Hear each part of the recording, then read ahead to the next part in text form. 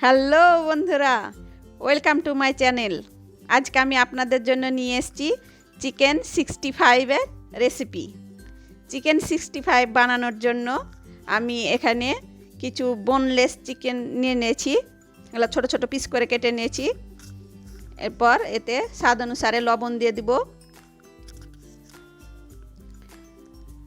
হলুদের গুঁড়ো, লঙ্কার গুঁড়ো, ধনিয়ার গুঁড়ো আর গোলমরিচের গুঁড়ো, আর খুব সামান্য দিলাম জিরের গুঁড়ো আর গরম মশলার গুঁড়ো।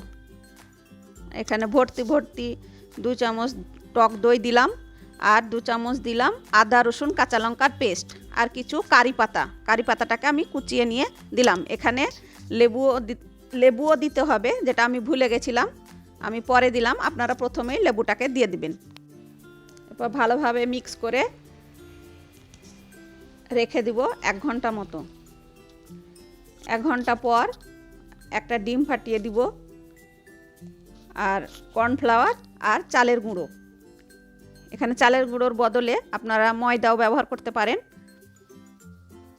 আমি এখানে 3 চামচ কর্নফ্লাওয়ার আর 2 চামচ দিলাম চালের গুঁড়ো। ভালোভাবে মিক্স করব।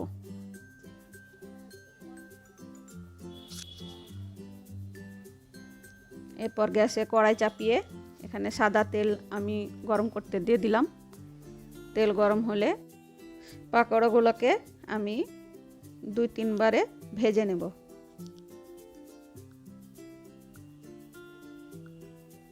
গ্যাসটাকে এই অবস্থায় মিডিয়ামে রাখবো। হাই ফ্লেমে দিলে চিকেন সেদ্ধ হবে না আর উপর পুড়ে যাবে।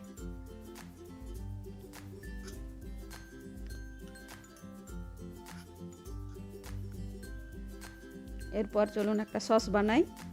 এখানে প্রথমে দই নিয়ে নিলাম, 3 চামচ টমেটো সস নিলাম, আর 1 চামচ ভিনিগার দিলাম, আর 2 চামচ সয়া সস, আর 2 চামচ গ্রিন চিলি সস নিয়ে সসটাকে ভালোভাবে মিক্স করব। যে কড়াইয়ে পকোড়াগুলো ভাজলাম তেলটাকে কমিয়ে নিব। সামান্য তেল রেখে কুচনো আদা রসুন আর কাঁচা লঙ্কা দিয়ে দিলাম।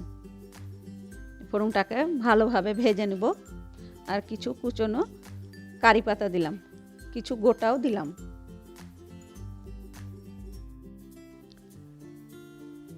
কারি পাতা, রসুন, আদা, কাঁচা লঙ্কা সুন্দর একটা ফ্লেভার আসছে। এরপর সসের মিশ্রণটাকে দিয়ে দিলাম। হাই ফ্লেমে ভালোভাবে এটাকে মিক্স করে নেব। দেখুন একটু গাঢ় হয়ে গেছে। এরপর পকোড়াগুলোকে দিয়ে দিব। ভালোভাবে মিক্স করে নিব। মিক্স করা হয়ে গেলেই আমাদের রেডি হয়ে যাবে চিকেন 65, যেটা রেস্টুরেন্টে আমরা অনেক টাকা দিয়ে খাই। বাড়িতেই অল্প খরচায় খুব সহজভাবে বানিয়ে ফেলুন এইভাবে, আর শীতের সন্ধ্যায় বানিয়ে বাড়ির সকলকে খাওয়ান। ভালো লাগলে একটা লাইক করবেন, কমেন্ট করবেন, আর রেসিপিটা বন্ধুদের মাঝে শেয়ার করবেন। ভালো থাকবেন, সুস্থ থাকবেন, আবার দেখা হবে।